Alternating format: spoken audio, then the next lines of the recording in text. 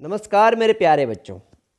तो हमने हमारे पिछले अंश में संसार एक पुस्तक है पाठ के पिछले अंश में पढ़ा कि लेखक ने अपनी बेटी को बताया कि जो हमारे आसपास जितने भी पहाड़ है, समुंदर है, सितारे हैं, नदियां हैं, जंगल है, जानवरों की पुरानी हड्डियां हैं और न जाने इन तरह की बहुत सारी चीज़ें हैं जो हमें अपने पुराने इतिहास के बारे में और अपने पुराने दुनिया के हाल के बारे में हमें बता रहे हैं। तो इसी प्रकार से न जाने अनेकों हमारे पास चीज़ें हैं जो अपना इतिहास हमें बताती है। तो आज देखिए जो लेखक है वो अपनी बेटी को अपने इस पत्र के माध्यम से कौन कौन सी बातें बताना चाहते हैं और बता रहे हैं। तो आइए पढ़ते हैं हमारे पाठ को आगे। क्या कहते हैं वो, मगर हाल जानने का असली तरीका यह नहीं है कि हम केवल दूसरों की लिखी हुई किताबें पढ़ लें, बल्कि खुद संसार रूपी पुस्तक को पढ़ें। लेखक कहता है कि ये जरूरी नहीं है कि दूसरों की लिखी हुई किताबें हम पढ़ें, बल्कि हमें स्वयं को खुद को क्या करना होगा। जो संसार रूपी पुस्तक है, संसार रूपी पुस्तक बताया मैंने, जो सितारे हैं, हमारे आसपास पहाड़ हैं, नदियां हैं, उन चीज़ों को हमें खुद ही पढ़ना होगा। मुझे आशा है कि पत्थरों और पहाड़ों को पढ़कर तुम थोड़े ही दिनों में उनका हाल जानना सीख जाओगी। लेखक अपने बहुत ज़्यादा उम्मीद करता है अपनी बेटी से कि इन चीज़ों के बारे में, पहाड़ और पत्थरों को पढ़ करके तुम उनके हाल को सीख जाओगी। सोचो कितनी मज़े की बात है। वो कहता है सोचो अगर कितने मज़े की बात है, आनंद की बात है। एक छोटा सा रोड़ा क्या होता है? छोटा सा ईंट का टुकड़ा। कि एक छोटा सा ईंट का टुकड़ा जिसे तुम सड़क पर या पहाड़ के नीचे पड़ा हुआ देखती हो, शायद संसार की पुस्तक का छोटा सा पृष्ठ हो।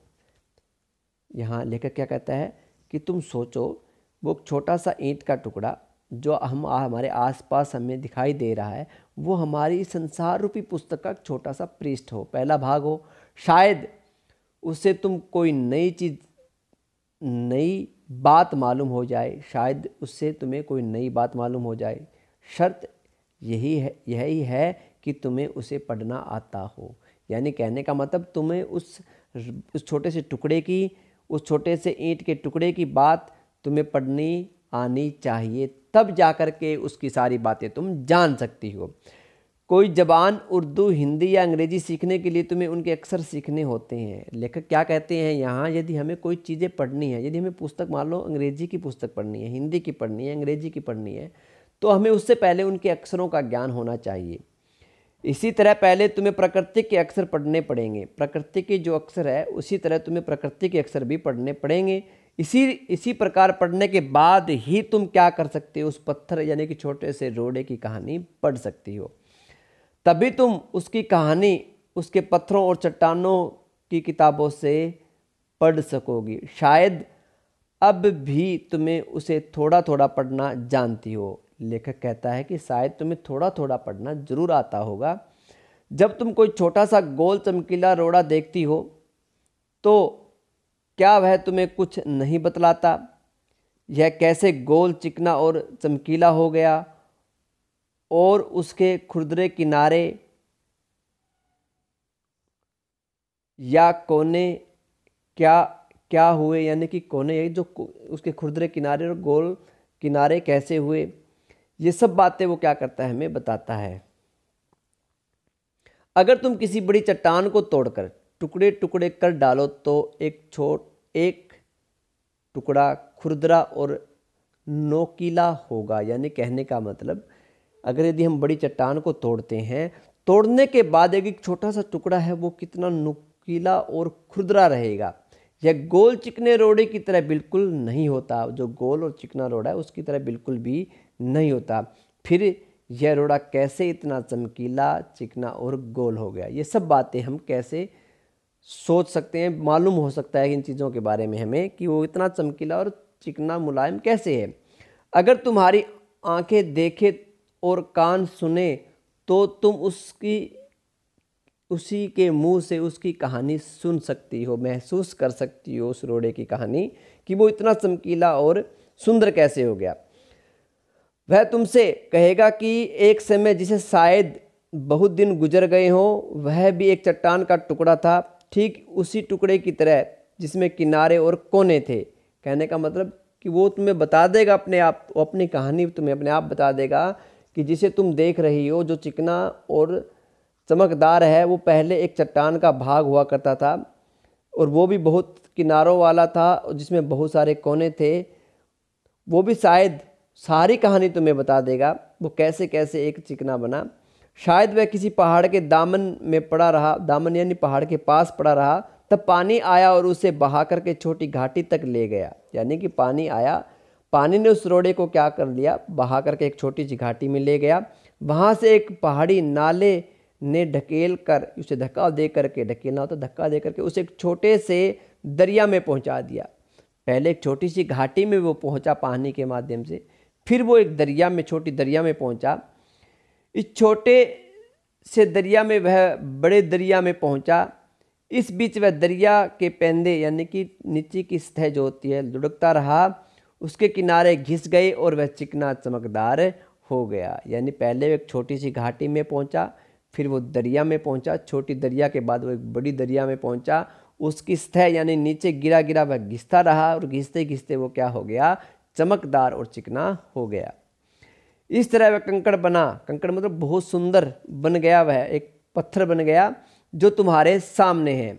किसी वजह से दरिया उसे छोड़ गया और उसे तुम मिल गए। यानी तुम मतलब तुम मिल गए जिसे उठा करके तुमने देखा कि वो बहुत ही सुंदर है।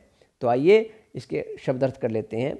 मजा, आनंद, बहेद, बहुत, गौर, ध्यान से, जुबान, बोली, गढ़ना, बनाना, तरीका, उपाय, दरिया, नदी, रोड़ा, छोटा ईंट का टुकड़ा, दामन, पहाड़ के निकट, चमकदार, चमकने वाला, पैंदे, सतह, चिकना, मुलायम, वजह, कारण, जर्रा, कण, घरौंदे, मिट्टी का घर, तरफ और मालूम, जानकारी।